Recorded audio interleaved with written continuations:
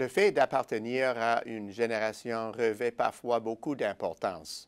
C'est le cas des personnes nées entre 1983 et 1990 qui ont terminé leurs études ou encore reçu leur diplôme collégial et universitaire alors que sévissait la Grande Récession, ou ses effets hautement indésirables.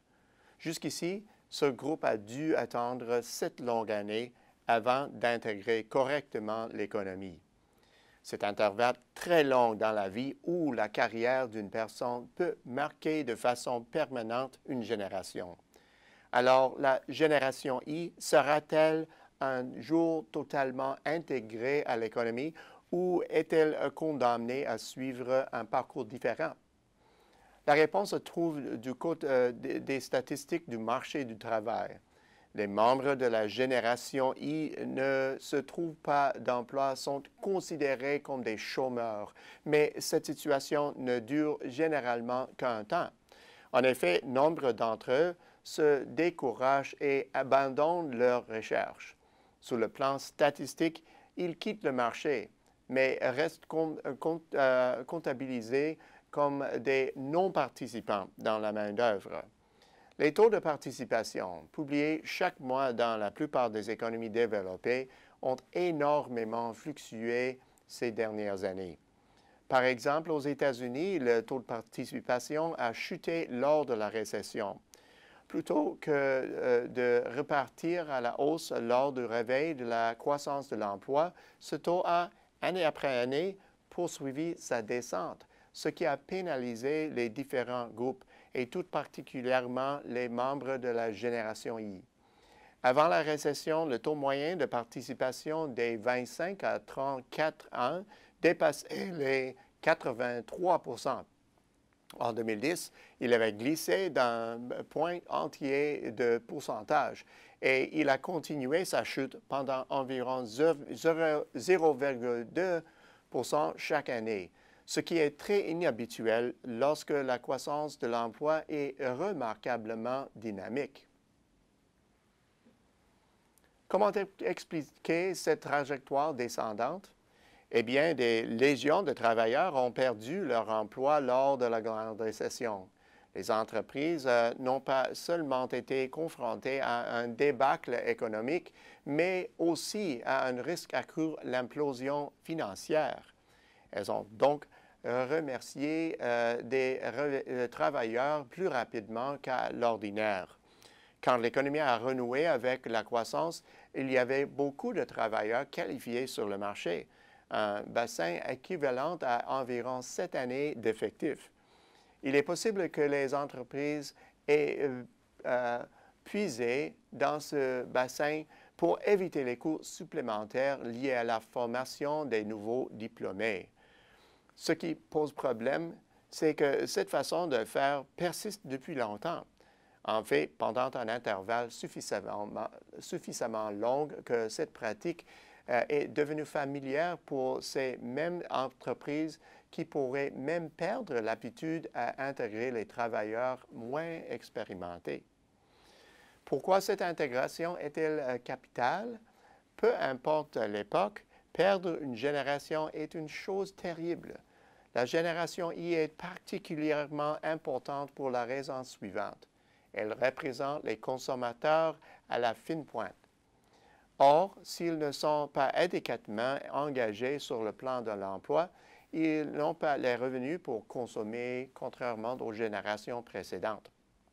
Par ailleurs, aux États-Unis, la proportion de personnes de la génération I habitant au domicile familial a atteint un niveau inédit ces dernières années. Dans certains cas, ces personnes forment des ménages sans que cela n'entraîne l'achat d'une maison et la consommation qui l'accompagne. L'économie se trouve par conséquent privée de beaucoup d'activités et nous en ressentons tous les effets. Pour certaines, cette situation est attribuable à un changement de culture. La génération I fait les choses différemment. Elle ne souhaite pas acheter de véhicules, former des ménages, de la même façon ou devenir propriétaires de la maison de leurs rêves. Pour d'autres, le changement est plus technique. Il y a moins d'emplois car les entreprises sont plus capitalistiques et offrent seulement des emplois à des techniciens très qualifiés.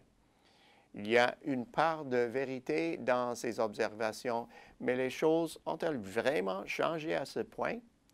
Ce n'est pas probable, et ce pour deux raisons.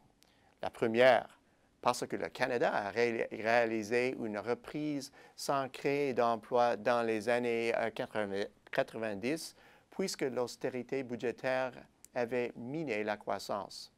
Les travailleurs de la génération X en avaient souffert le plus, et le résultat ressemblait beaucoup à celui des membres de l'actuelle génération Y. À l'époque, plusieurs raisons de nature structurelle avaient été invoquées pour les comportements différents de la nouvelle génération. Mais dès la fin de l'austérité, ces changements structurels se sont progressivement effacés.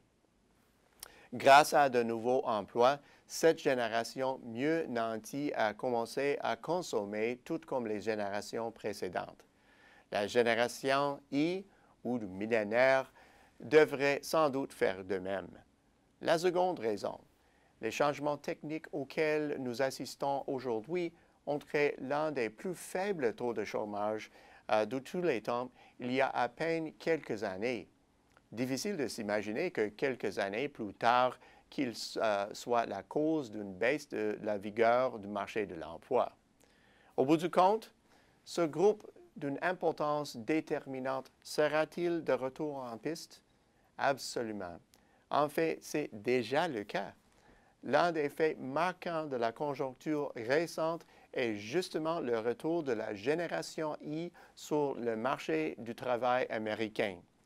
Uniquement dans les 6 derniers mois, leur taux de participation a grimpé, passant de 80,5 à 81,8 et la tendance s'oriente nettement à la hausse.